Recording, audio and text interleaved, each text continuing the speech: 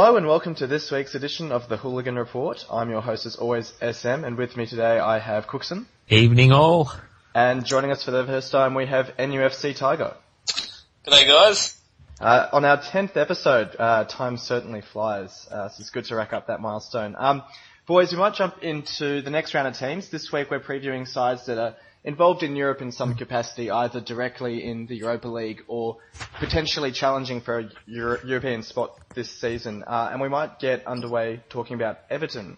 So I'll grab you guys' thoughts first, and then we'll get some thoughts from an Everton supporter who got back to me earlier today with some thoughts. But firstly, you guys, what do you reckon about Everton this season? Well, they've made that probably one key signing that they really needed to get Lukaku in.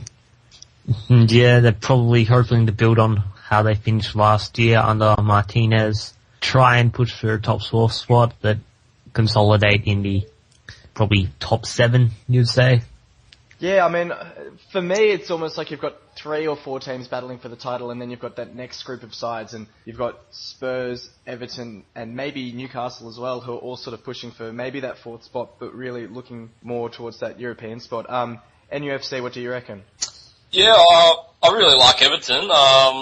I think in Martinez they've got a great manager, and their squad's quite well balanced. Just having a quick look over it. Obviously Lukaku's the big signing there. I saw a bit of footage from that Mohamed Besic. I was about to say, because Ozzy mentioned him. He looked like he has a decent touch on him. Yeah, there was a bit of footage that someone posted I think a couple of days ago where he dribbled around 3 or 4 players in a friendly, so he certainly looks like he's got the technical ability, and be interested to see how he goes. Yeah, absolutely. I think, Ozzy's touched obviously on Lukaku's signing, and Besic is the other one where he just thinks that at 21, and he's capable of playing at centre-back as well as defensive mid, he's really got a presence that could work quite well alongside McCarthy. And obviously they've also signed Gareth Barry on a permanent deal, I think was pretty early in the window. Yeah, I think I saw that. So I think they've done some good business in terms of, shoring up some of their loans from last year into permanent signings. Who do you guys reckon is probably someone that they need to go out and target to fill out their squad, I suppose? They probably might need another striker for depth, maybe another midfielder, and perhaps I'm thinking maybe another fullback, just because Baines looked out of touch. Yeah, he didn't look too good at the World Cup, did he? Yeah. And and that form continues, it could be bad news for Everton. Yeah, for sure. How do we see their chances of making the top 4, to be honest? I mean, we just sort of touched on it before, but are they much of a chance or not really?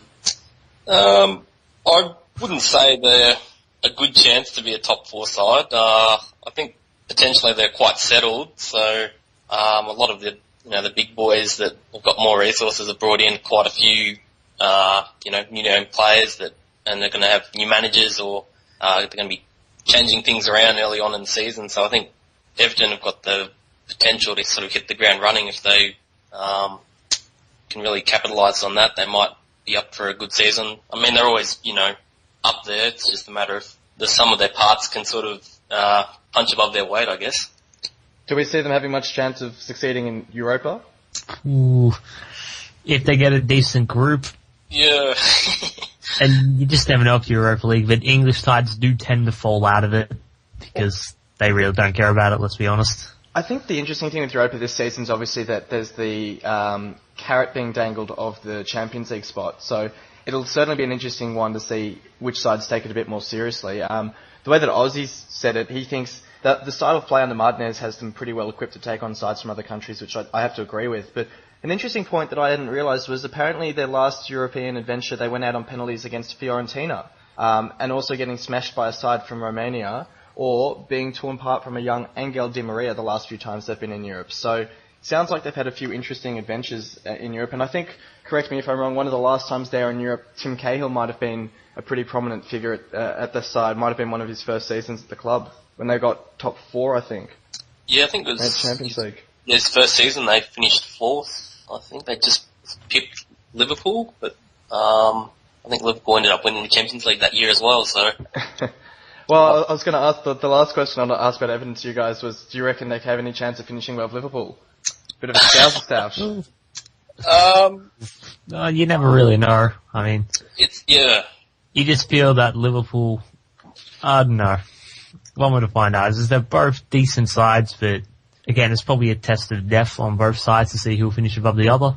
Because, I mean, Liverpool aren't certainties for top four, and I mean, you almost wonder whether, even if they don't make top four, Everton would consider it a success if they finish above Liverpool.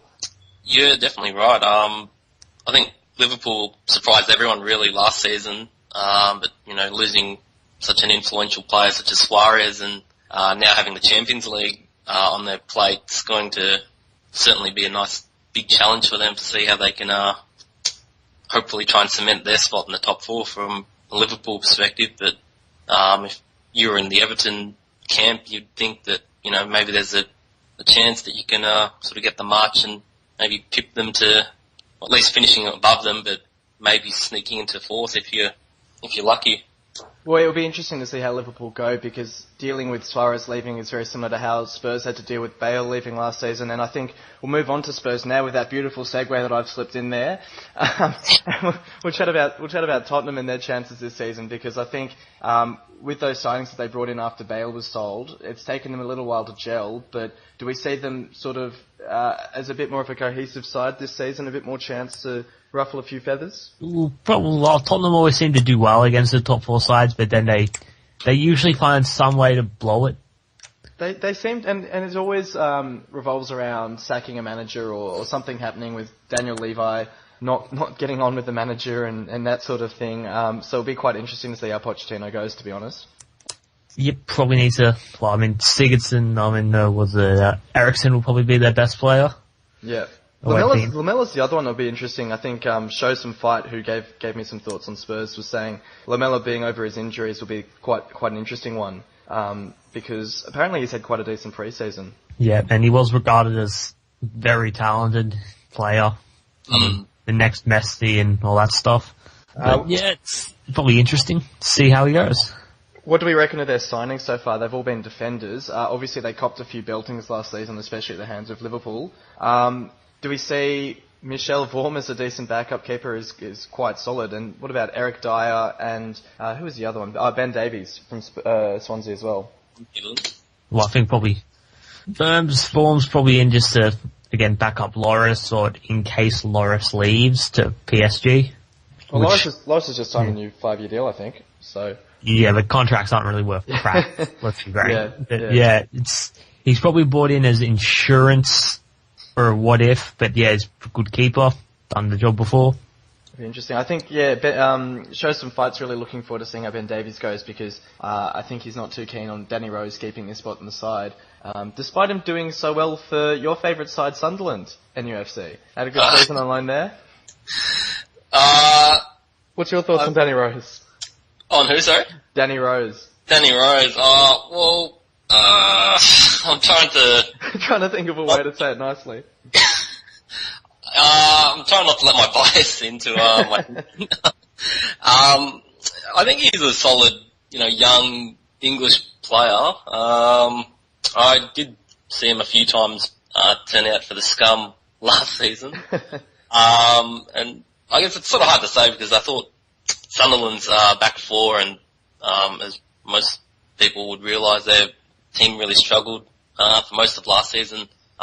Just changing managers, and they were pretty much in the relegation spots up until the last few weeks. So I think Rose in a better team potentially, and better players around him, might be able to perform better. But I think Ben Davies is an interesting thing. It'll be good competition for that spot. I have to admit, I didn't see a lot of Ben Davies last season, so I don't actually know what all the fuss is about. But obviously, he's pretty highly rated by a lot of people.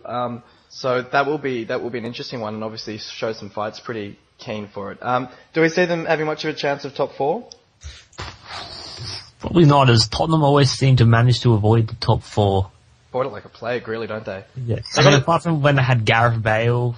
Yeah, I was going to say, they made it top 4 one season, didn't they? Yeah, a couple of years ago? Yeah, it's when Bale made his name and tore Mike on a Newcastle. Yeah, that's right. Got the hat-trick at the San Siro or something, didn't he? Yeah, but apart from that, it's just, Tottenham are probably just cursed to always seemingly avoid top 4. And avoid finishing above Arsenal, because do we see them much of a chance of finishing above Arsenal? I'll put it like this. Is there more chance of them finishing above Arsenal or West Ham doing the double over Spurs? I'd probably be inclined to say West Ham doing the double. 2 seasons in a row wouldn't be too bad to see. Yeah, well, my best mate's actually a West Ham supporter, and for whatever reason, West Ham seem to see the Spurs game as their big game of the season, and the last couple of meetings they've really gotten up. So, I think with Spurs, I'd sort of put them on the same level as maybe Everton, but they sort of seem to lack that big game killer instinct where they can win those. Against Arsenal, for example, they usually come out second best. So, if they can rectify that, they might be able to push for top 4. Yeah. Well, I think Show Some Fight sums it up pretty well. He says he's pretty enthusiastic for the season ahead because he feels he can enjoy the football week to week rather than focusing on making the Champions League, which is interesting because I would have thought Spurs supporters might be gunning for the Champions League, but he's just looking to see a stable outfit throughout, solid at the back with some pace up front and at the side, having its share of homegrown talent. And he says sometimes one-game plans are better for success than 5-year projects, which I think is fair enough. I think sometimes you can look at the big picture too much and take away the enjoyment from, just watching your team run out week by week. So I think if they can shore up their defence a little bit and get rid of those thrashings that they suffered, they might be a bit more enjoyable for a Spurs fan. Spurs made a lot of signings last season, didn't they? Yeah, absolutely. After the Bale sale. So I think this window they've only made a handful of signings, so maybe it's a more settled team. They're not going to have to gel as much. It's interesting because obviously they brought in They brought in Soldado, they brought in a couple of mids last season, but I don't know if they really brought in any. They bring in Chiriches last season as well, but bringing in mainly defenders this season is quite interesting because obviously that's what they've highlighted as their main weakness. But I would have thought they'd have brought in another striker given Soldado's form last season. Yeah, I don't know if they've been linked to anyone or maybe they're banking on Soldado. Adebayor, I suppose. I guess. And I suppose Adebayor was looking alright as well. Yeah, that's true. Actually, they've been linked with Jay Rodriguez, just thinking about it. Oh, they have? Okay. Yeah, well, I mean, we're about to go on to Southampton, but I don't know if Southampton really have that many players to spare if they're going to sell. Because I think it was Schneiderlin and Rodriguez have been linked to to Tottenham. So it'd be very interesting to see if that happens. So actually, we might go on to Southampton now because I don't think it's going to take too long to talk about them. How do you see their summer having gone? I mean, it's been a bit of a chaotic summer for Southampton supporters with their manager leaving right at the start and getting their best players plundered by Liverpool amongst others. What do you reckon are their chances of even finishing top 10? I sort of really do feel for the Southampton supporters because I suppose as a neutral watching them week in, week out, they had a very strong team unity that they seemed to play with, and I think the bulk of their team had been through 2 promotions together from the League One. Yeah. This window is seeing their best players poached and losing a talented manager, and it really makes you feel as a supporter of another club which isn't one of the big spenders. You really have to feel for a club that sort of they poke their head out over the wall, they start to do pretty well, and they just get completely flattened again with all their players getting taken out of them. It sort of makes you think, well, if that's just going to happen, if you have any sort of success as a smaller club, then what's really the point? Yeah, exactly right. I think at times they showed that they were, capable of perhaps even breaking into that sort of top 6, top 7 group, but after losing so many players, it's hard to see them, at least this season coming up, pushing on from what they achieved last season. As you say, I mean, Lallana was with them for 2 promotion seasons, and I'm sure there are a couple of others as well, and he's gone to Liverpool, which I was a little surprised about, because you hear things in the press that he was quite happy to stay, but then you hear other things that he was quite keen to go, so as you say, I mean, the worrying thing is I haven't seen them linked to that many players. Yeah, I had a look at their transfers this afternoon, and I think they've only brought in about 4 players, and I think they've probably lost 8 or so yeah. They've probably got a bit of shopping to do still. But even the players that they brought in, it doesn't look like they've really splashed that much cash, that's been generated from their player sales. So I don't know if it's a case of the owners wanting to, pocket the money or... Well, that's what you have to wonder, because wasn't there some issue with their owners in the middle of last season where one of them passed away or something, and so the daughter took over, and the daughter isn't actually that big a football fan? I think they were going to sell the club at one point, but not too sure. And so you do have to wonder whether they've just tried to pocket the cash or what's going on, because like you say, the signings don't look too inspiring, especially when you've got Bertrand coming in on loan from Chelsea. Yeah. I don't know what Ron Koeman's going to be doing with training and trying to get his team ready for the opening games, which I think are only 2 weeks away. So, well, there was a joke on Twitter that they could organise a five-a-side friendly with Blackpool, then they get the training done. They could just about field a five-a-side side against Blackpool, I reckon. But yeah, no. What are your thoughts, Cooksen? Now that you've rejoined us, or not?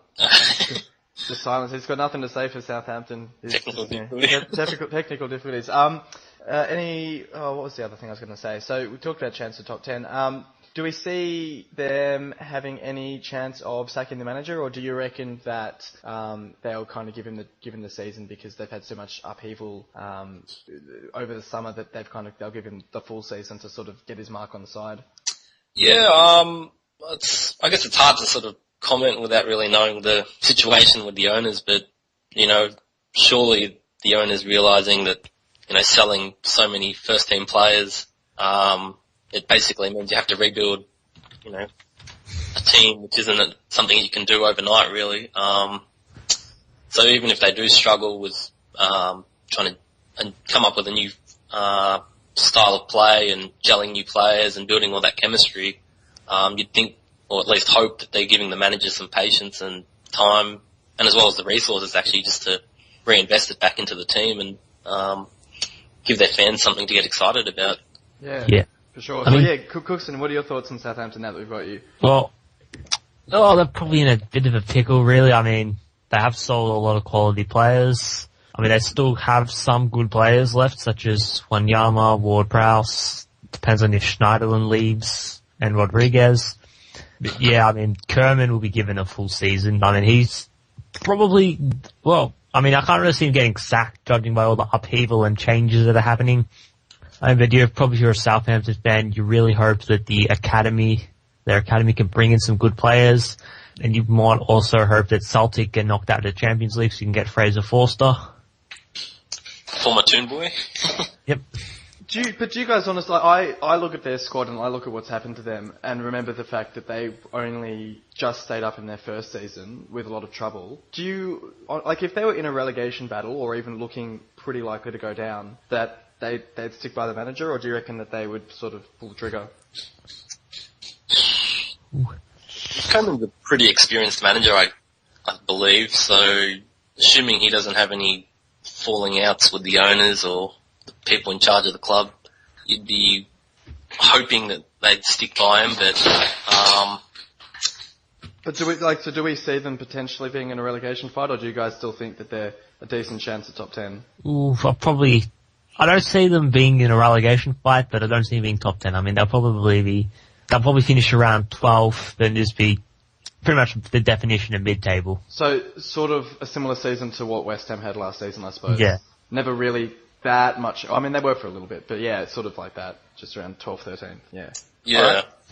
Well, we might move on to the meat of the podcast now that we've got NUFC along, so we'll talk about Newcastle now. How do you see the season shaping up for you guys? You've made some tremendous signings so far, I've got to say. Yeah, well, I really don't know how we're going to go, really. I think we've got up to 9 signings at the moment, which, is quite a lot. Pardew got the same bug as, Arsene Wenger. Yeah. I think someone's stolen, Mike Ashley's checkbook and is, just doing a bit of, football manager style, wheeling and dealing, but, yeah, we've certainly been very active. We've definitely addressed one of the big issues we had from last season where we really lacked creativity and sort of, I guess, attacking threat, especially after we sold Kabaye. I still don't understand that. That seems such a strange sale to me. You sold him in January and he didn't do that much for PSG because they got knocked out of the Champions League pretty soon after he went there. Yeah.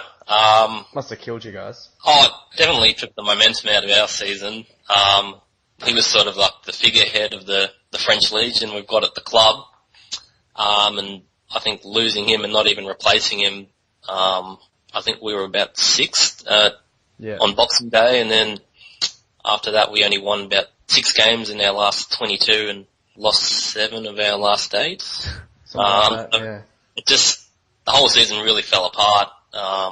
So much discontentment with the fan base. The players just didn't look interested. So the big signing for us really, Cabela. He's the one that's great. Yeah, the highlights and his performances so far in pre-season, he's only played, I think, 3 friendlies, but he's already scored 2 goals, which is pretty exciting for us. So if he can hopefully take that form into the season proper, he might be the guy that can finally fill Caballe's boots in our creativity department. We've also got CM De Jong from Ajax. I think he scored twice against Man City, I think in the Champions League last year.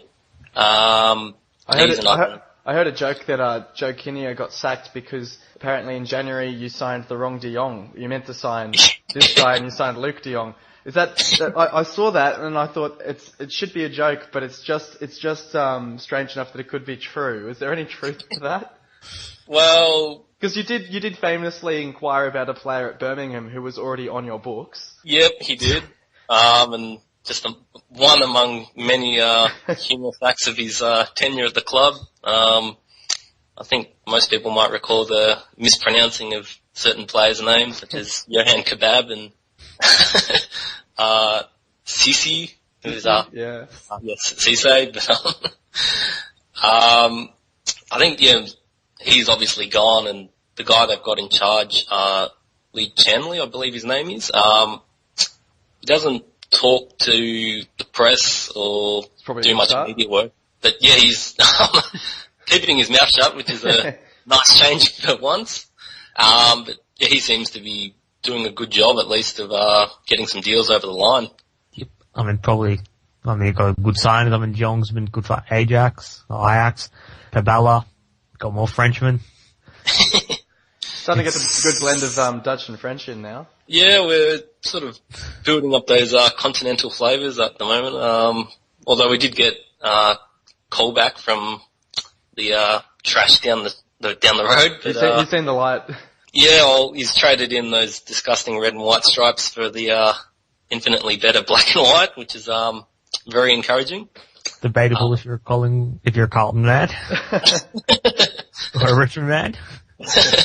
Well, I actually do sometimes feel a bit conflicted saying those black and white stripes, but as long as they're not in Australia, it's good markets. Speaking of Sunderland, would you rather, this is a nice hypothetical for you, but would you rather do the double over Sunderland or them do the double over you but you make the top 4? Yeah, I did see that question. And I did debate that in my mind for quite a while. It really comes down to... Just how deep does the hatred run? I don't even know if I could call it hatred. It's something... just seeing anything from Scumberland just makes me so angry.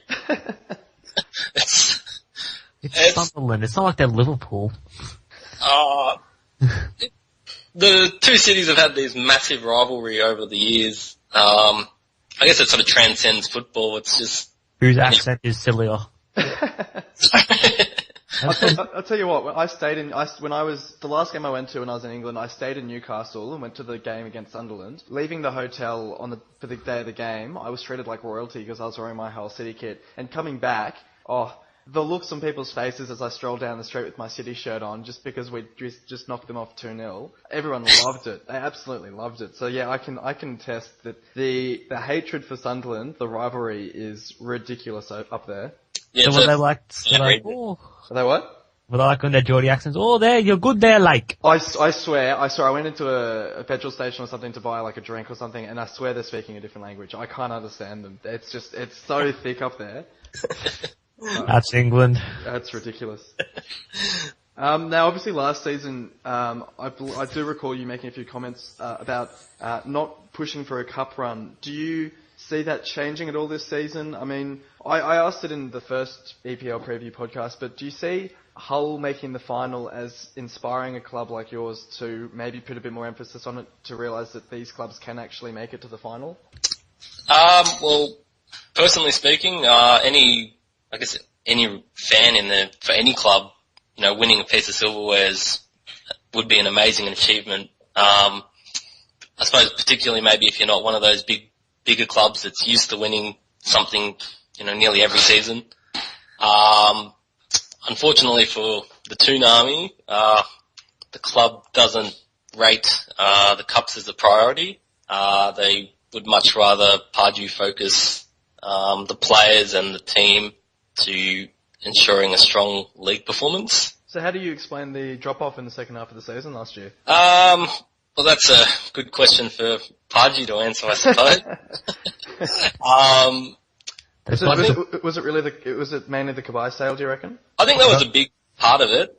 He was, I suppose, the leader of a lot of the players. Like, he wasn't the captain, but he was easily our best player, and a lot of the results that we scored, like our win at Old Trafford, courtesy of Kabay, and not replacing him, we both lacked creativity, and I think the players sort of lacked interest, I suppose. The minimum requirement was really to just finish top 10, and by Christmas we'd pretty much cemented our spot in that top 10, so...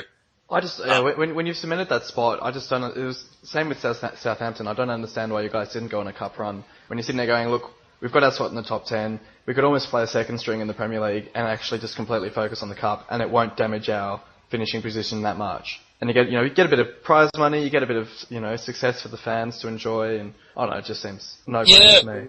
That's what a lot of Newcastle supporters was sort of suggesting, that, our season, as our form in the league was dropping away, we should have had a decent crack at the cup competitions, but... Because from memory, you lost to Cardiff, didn't you? Yeah, we did. First win in charge for Ole Gunnar Solskjaer, and it's probably one of the only ones. Yeah, that's right. So that was not exactly one of the best days last season. But, OGS always breaks Geordie hearts.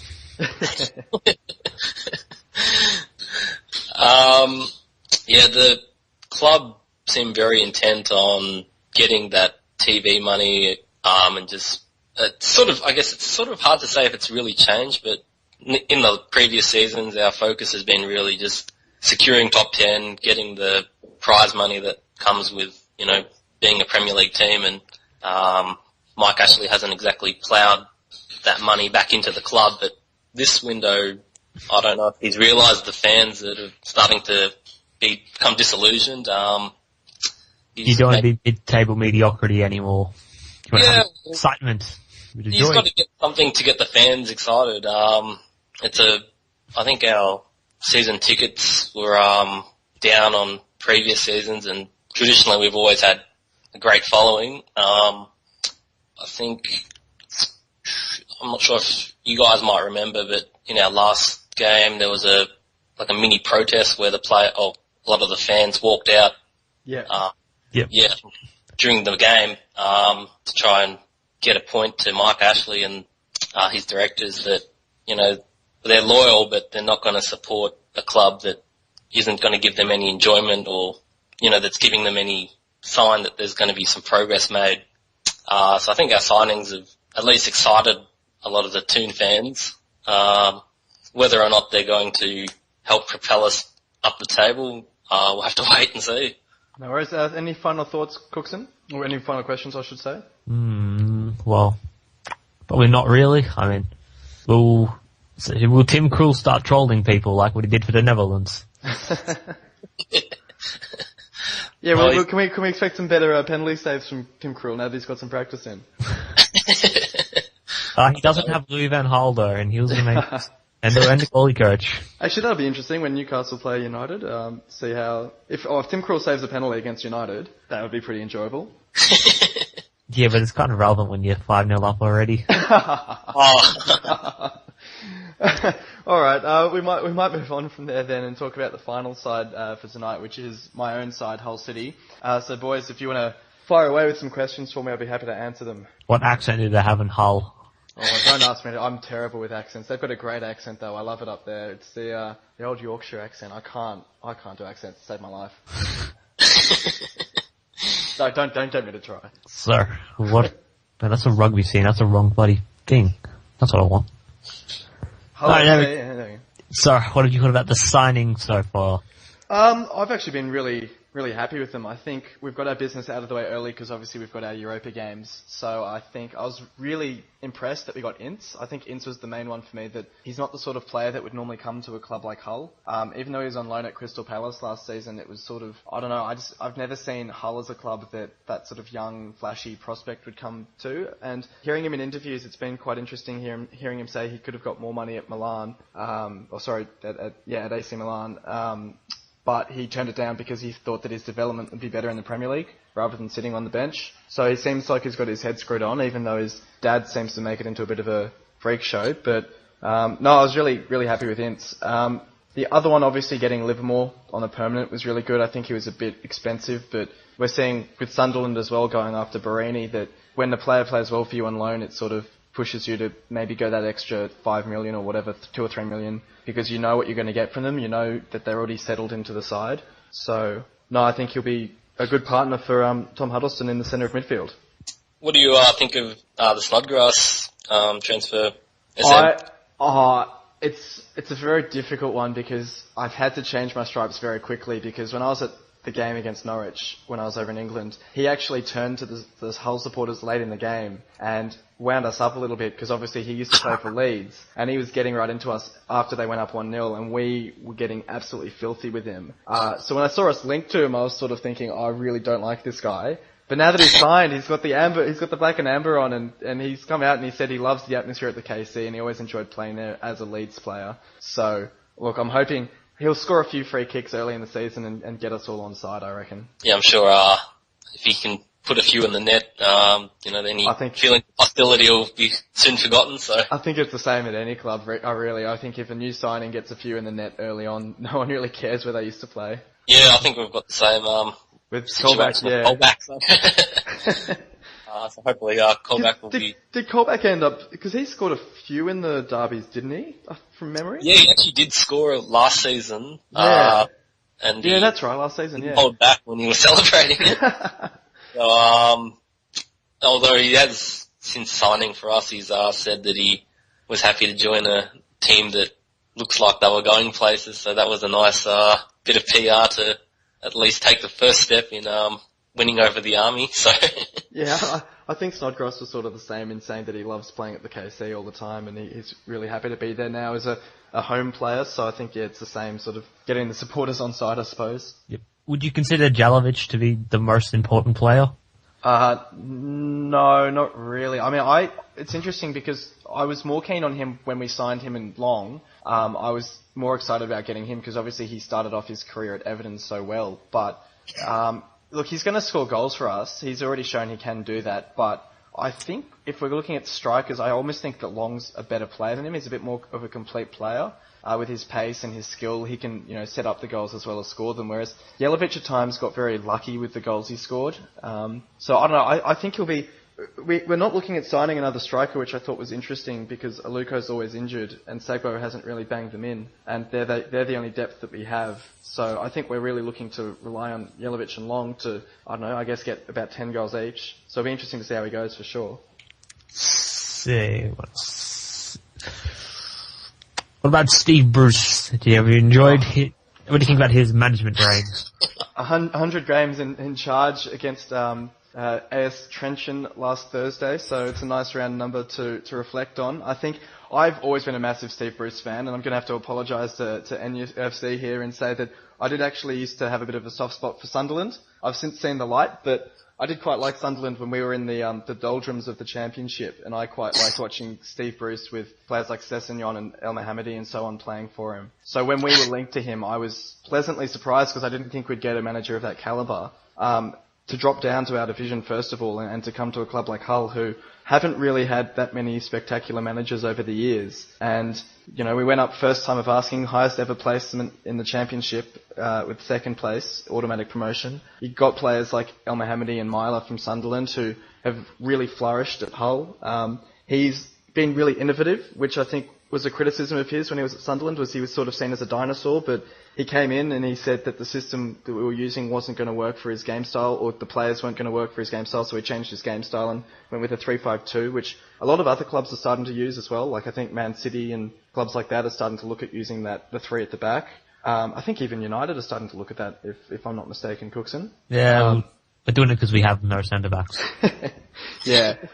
So look, I think he's done a brilliant job. Obviously highest placement in the Premier League as well. I think there aren't many City supporters that wouldn't say that he's our best ever manager. So, I'll probably back off a little bit from my comments from last season that he could, you know, go off and manage United one day, but I still wouldn't be surprised if he has another few seasons getting us towards mid-table in the Premier League. I wouldn't be surprised to see him linked with I don't know, dare I say it, a Newcastle or a Southampton or someone like that, or a mid-table club like that, who are a bit more, bit bigger resources, I suppose, than Hull.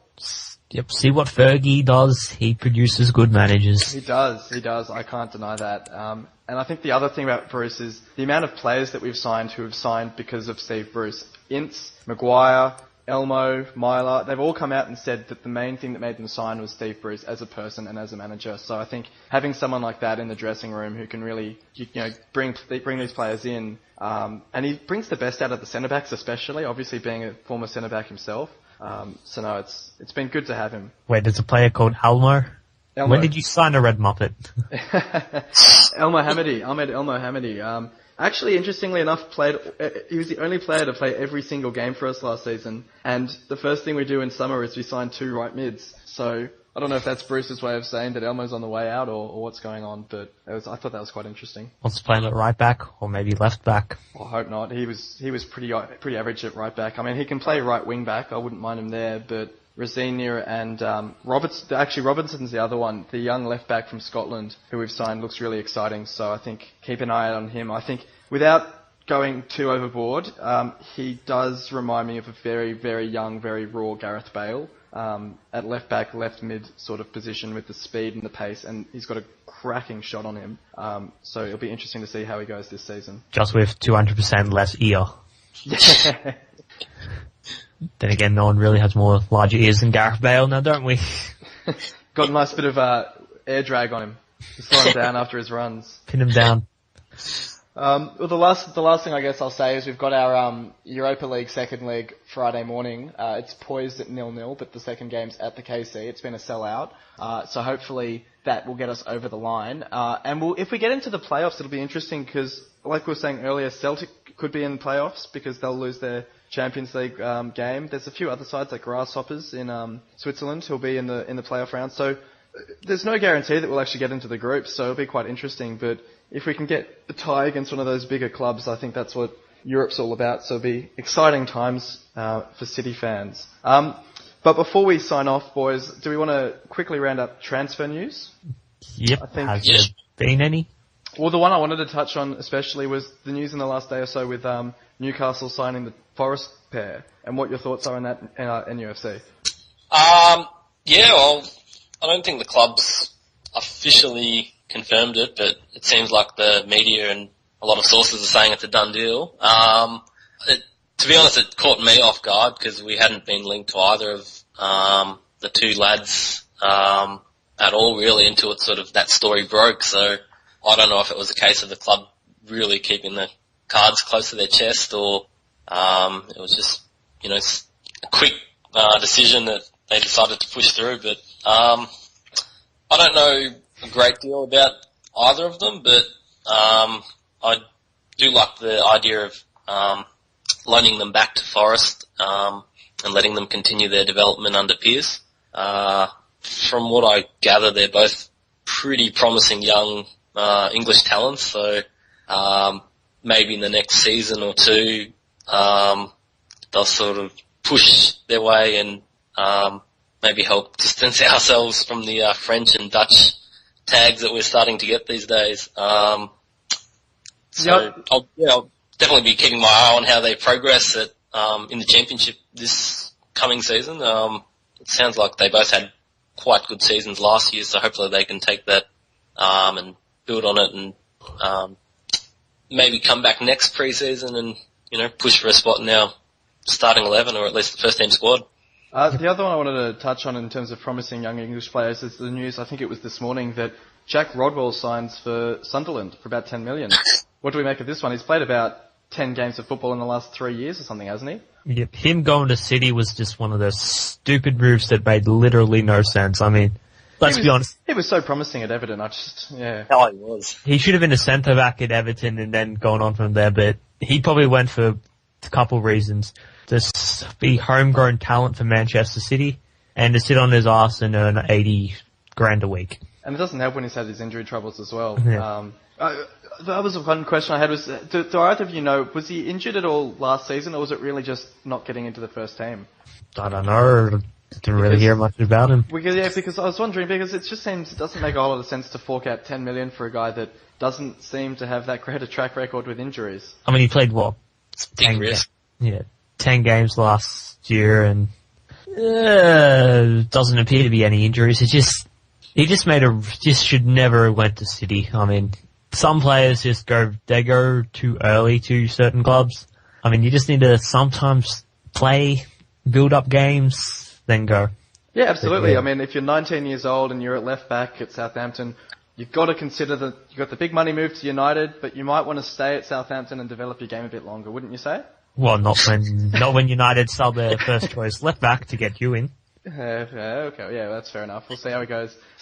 Starting the games. The other interesting transfer was Pepe Reina to Bayern Munich. The other inexplicable one. Obviously, you'd have to say he's there to pick up a pay packet. Really, he's not going to play too much. You would. So. I mean, Guardiola probably wants him because he could have good distribution, but realistically, they'll be saying to Liverpool, "You fork up half his wage." Yeah. And in other news, money, wouldn't he?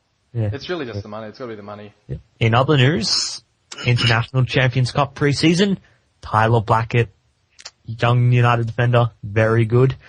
And Brenton Rodgers, I'm well aware he's called Brendan, but I call him Brenton, has decided to say that Louis van Gaal is a bit sus on his management. I mean, as we all know what the honours lists are, I'll just allow you to guess which man is which. One of them has a playoff place for a season in his honours and a runners-up. Yep, that's Van Gaal, isn't it? No, that's Rodgers, shockingly. I mean, he used to be a bit... Either the mind games are starting early or that's the worst attempt for a sledge I've ever heard in my life. Well, because wasn't there the whole talk that Van Gaal was going to be brought in as the technical director or the managing director at Liverpool, and then Rodgers said, no, I want to do it all myself, don't want him, and now he's off at United. He was a touch manager there when that happened, so some people are just crazy. Oh, they're ramblers. Actually, the one other transfer I wanted to touch on before we sign off is young James Davidson, I believe, signing for West Brom, which is always promising for an Australian. Yeah, Jason Davidson? Was it Davidson's? Yeah. Jason Davidson. Yeah. Jason Davidson? Yep. Yeah, that's the one. James. Jason, sorry, Jason. Which is, I think, a good move for him, because I think West Brom is the sort of club where he'll probably see quite a bit of game time, you'd hope. And they're not the sort of side that are too high up in the Premier League that they can't afford to, they might, if they start struggling at some point during the season, they'll play around with the side. So I think there's a very, very strong chance that if he can, play his cards right, he could find himself in the starting 11 or best 11 of the Premier League side. Yeah. Well, we hope so. I mean, build up. It's good for Australian football. It's good for him. Yeah, absolutely. Any final thoughts, boys, before we sign off? Oh, just Robbie Cruz is back in training. Always good to hear. Yeah, I heard that. I think it was this week his return, doesn't he? Yeah, that's vitally important for our Asian Cup chances. Yeah, definitely. Excellent. Good stuff. All right. Well, thanks very much for coming on, boys, and having a chat about the sides. Yeah, thanks for having me, SM, and great to be part of it. No worries. Be back next time. No worries. And thanks to everyone for listening, and we'll see you on the boards.